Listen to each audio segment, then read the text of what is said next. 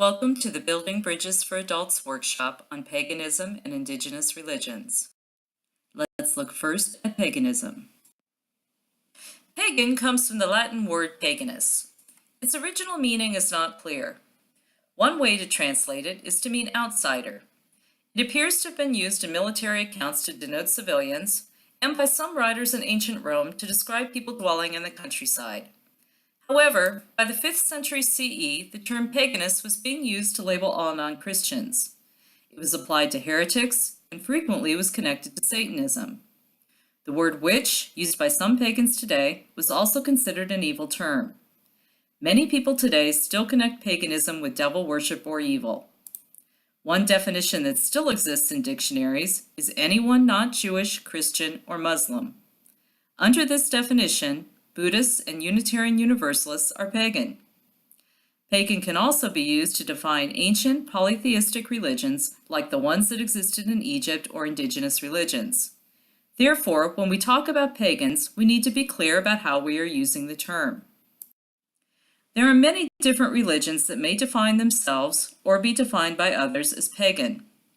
One definition for pagan from the Religious Tolerance website is Wiccans and other neo-pagans whose religion is based on the deities, symbols, practices, seasonal days of celebrations, and other surviving components of ancient religions which had long been suppressed. Some modern pagan sects are earth-centered. They focus on living in harmony with the earth and observing its cycles. Others are deity-centered. We will use this definition because in the United States and in our UU congregations, the pagans we encounter will mostly be Wiccans and Neo-Pagans. The Covenant of Unitarian Universalist Pagans is a group of UUs who theologically identify as pagans. UU congregations can have CUPS chapters, or individuals can belong to the National CUPS organization. Even though many pagans have found a home in our faith, they are not always welcomed. Even UUs are sometimes uncomfortable with paganism and its association with the worship of evil or the casting of spells. Some UUs see it as just too irrational. Paganism today is not well understood. Different regions of the country and different populations in the country define and view paganism differently. Because of negative attitudes, not all UU pagans are public about their pagan faith. Some only practice privately, but others feel comfortable and welcomed in their congregations and enrich our communities with rituals, song and dance, and lively interactive worship services. Let's look at two sects, Wiccans and Neo-Pagans, who draw from Celtic influences, as these are the two largest groups found in UU congregations. Gerald Gardner, an Englishman, is often credited as the father of the modern Wiccan religion.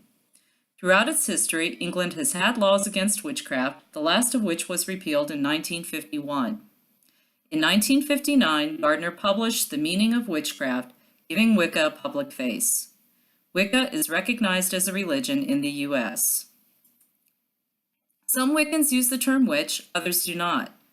By witch, Wiccans do not mean the cartoonish version we often see. Magic as practiced by modern-day Wiccans involves the use of rituals to achieve balance and harmony in the universe. Wiccans do not worship Satan. Most do not even believe in a devil. What do they believe? They believe that there is a divine power that is the universe, and that that power has energy, a force that can be drawn on and redirected.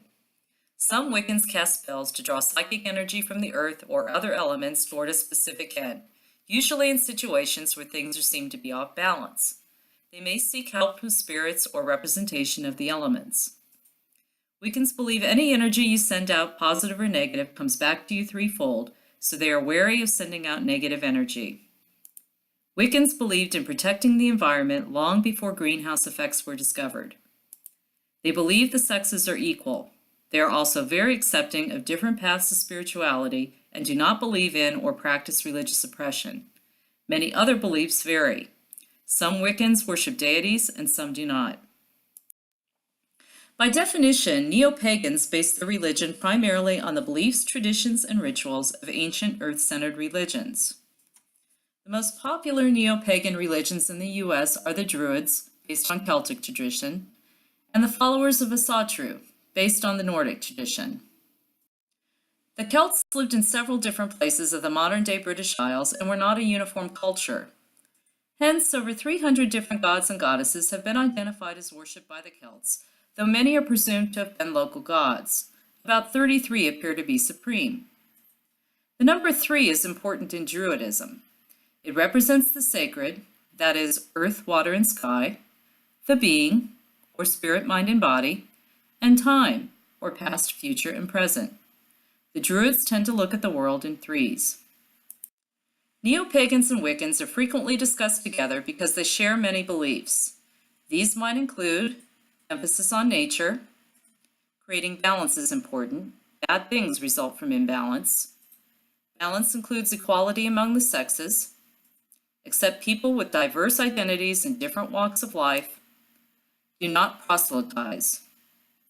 Yet there are ways Neo-Pagans and Wiccans differ. These might include not all Wiccans worship deity, not all Neo-Pagans believe in magic and the casting of spells. Neo-Paganism places a higher priority on rediscovering and reconnecting to the ancient ways. This is the pagan wheel of the year. The holy days on the wheel are celebrated by most Wiccans and Neo-Pagans. They are part of the Celtic tradition. Each point on the wheel corresponds to a holy day, which corresponds to changes in the earth. You will see that there is a holy day about every 6 weeks. The wheel of the year includes Samhain, or Halloween, Yule, or the winter solstice, the shortest day of the year, Imbolc, meaning in the milk, and the time in Europe when sheep and cows begin to lactate to feed their young, Ostara, or the spring equinox, Beltane, Litha, or the summer solstice, Lammas, or Lughnasadh, Mabon, or the autumn equinox, and the world returns to Samhain. Indigenous religions. The earliest human beings developed the 4 aspects of human societies: language, music, a social order, and religion. For more than 3 million years, human beings have practiced religion. Some of the earliest places we know human beings have lived are the southernmost tip of Africa, the northeastern horn of Africa, Southeast Asia, Japan, China, and Australia. In these places, a locally born religion has been practiced for over 3 million years. Today, large numbers of people still follow a form of an indigenous faith. As humans spread across the earth, indigenous religions did too. Native Americans were in North America as early as 15,000 BCE. The Mayans can be traced to Mexico and Central America as early as 2000 BCE. Historical records place the Druids in Western Europe by the 1st century CE, the same time frame when Greeks and Romans worshipped the gods known from stories we often call mythology. Remember, these mythologies were very real religions for the people of the time. These are just the indigenous faiths that have been documented. Some religions surely died, taking all their history with them. Often indigenous religions mixed with other, more modern religions to form people's core beliefs and common practices. For example, many African people today practice Islam or Christianity, yet they may still hold beliefs and practice rituals of an indigenous religion. They meld the 2 religions into a belief system that makes sense to them.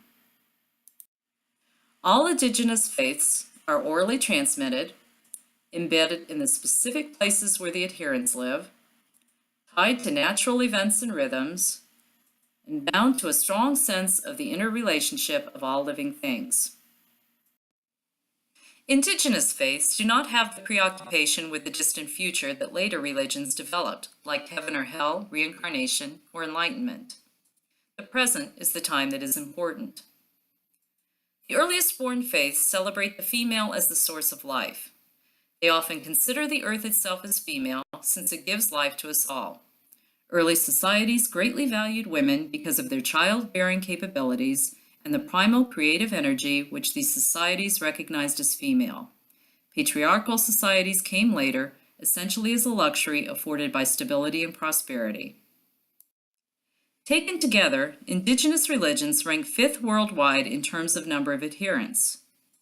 Some religions that have been considered indigenous include Native American religions, the religion of the Aztec, Shinto, Sumerian, Babylonian, and Sumerian, Greek and Roman, Egyptian, and the religions of the Zulu, Ibo, and Yoruba people of West Africa.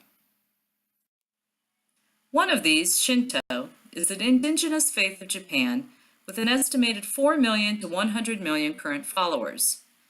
Believers respect animals as messengers of the gods, recognize nature as sacred, revere geographic locations such as mountains and springs, and practice cleanliness as a religious rite. Followers of Shinto aspire to have makoto, or sincerity, brightness, and purity of heart. Another feature of Shinto is the worship of ancestors. Shinto adherents greatly honor their elderly and revere their ancestors who have died. To a follower of Shinto, the thought of all their dead ancestors watching over them is profoundly comforting, giving their life meaning and depth. Shintoism is not the only faith with a belief that our ancestors are looking out for us. Many indigenous faiths and other religions share this belief. Many also share the Shinto belief in other spirits, such as the animal spirits of Native American religions. Thank you for listening to the Building Bridges for Adults workshop on paganism and indigenous religions. For more information on these topics, visit our Facebook page.